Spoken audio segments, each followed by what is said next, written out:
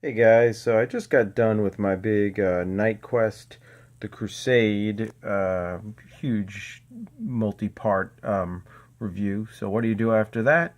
You go to Knightquest The Search, and it starts off here in Justice League Task Force number 5. And I kind of remember thinking Knightquest The Search, I'm sorry, wasn't really that good. It just seemed kind of a money grab a little bit and kind of tacked on and added on. And I remember when this came out, man, a lot of people were like, what is Justice League Task Force and why is it all of a sudden a Batman book and what's going on with it? And you can see this issue involves, Bruce Wayne in the wheelchair, which has quite a few gadgets.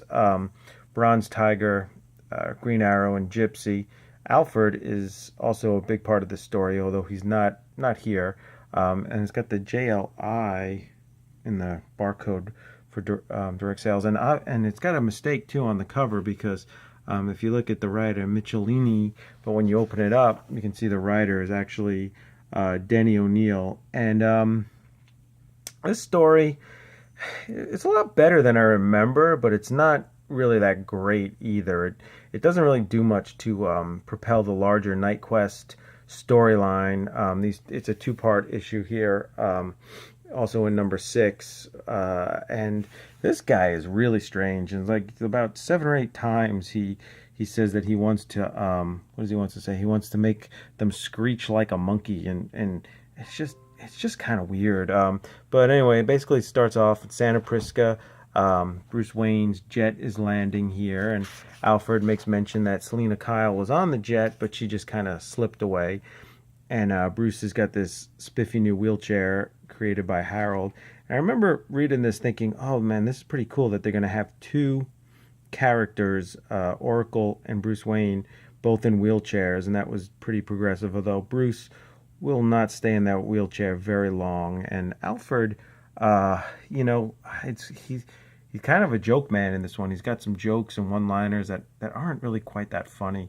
And seeing how like Scott Snyder has been able to write Alfred in such a cool way. I kind of hate this depiction of Alfred, but anyway, we see these thugs. These I think they work for a drug czar. Um, Kind of attack Bruce as his plane lands, and Bruce has got some cool gadgets in his wheelchair, like some poison gas that shoots at people, and he's kind of fending them off. And then we see here the Bronze Tiger's leg come in, and part of the reason why Bronze Tiger's probably in here is because he was actually created by Denny O'Neil. So Denny O'Neil using one of his creations, and Bronze Tiger's I don't know, he's kind of weird in this book. Um, he kind of is fighting them off for Bruce Wayne, but um, then Bruce Wayne. So the art is actually pretty good. I thought this was some cool panel layouts. I kind of was a little surprised more than I remember. But anyway, Bruce Wayne knocks into him because and gasses him too, which is kind of weird. And we find out it's because Bruce had put a tracker on them and wanted to trace where they were going, so he wanted Bronze Tiger to let them get away. And then, Bronze Tiger kind of threatens him. He says, if you weren't in that chair, I might enjoy, what does he say? Enjoy ripping your heart out through your throat. Well, so that's kind of, kind of something odd to take enjoyment with, and kind of, I'm thinking Joel Schumacher, when he made Batman and Robin, said he wanted to make a comic book come to life. Unfortunately, he did that. He just picked a bad comic book, and you can hear some of this dialogue here is just very comic booky. And here's Alfred making a joke. He's Bruce says, call me Mr. Clumsy," and Alfred says, "As long as you don't call you late for dinner, ha ha ha." It's just there's a lot of that from Alfred, which is just strange. But anyway, they go through these slums of Santa Prisca, and they get to the hotel, which is like this special hotel for just for drug dealers. But Bruce Wayne pays them $10,000 to stay there, and the whole time you can see gypsies kind of looking over them. And so then Bronze Tiger and Bruce are talking in the hotel here, and Bruce says, "Ah, the young woman with you," and she materializes, and it's Gypsy, although she never says anything. And Bronze Tiger kind of makes some mention of that. And then we see this assassin coming for them. And here's what I'm talking about, the depiction of Alfred. Look at that when when he sees her materialize. I don't know. I just kind of bothers me. But anyway, Bruce, he's got some more gadgets on his wheelchair, and they're about to get killed, but luckily a green arrow comes shooting in. So who could have done that other than Green Arrow watching over them? So pretty good here. And so then Bronze Tiger says he's going to take this guy out. What does he say? And then this I thought was kind of weird because I thought this was kind of sexist, but then he says he'll go with Gypsy, and he says, on one condition, she's got to shut up. The woman's talking my ear off.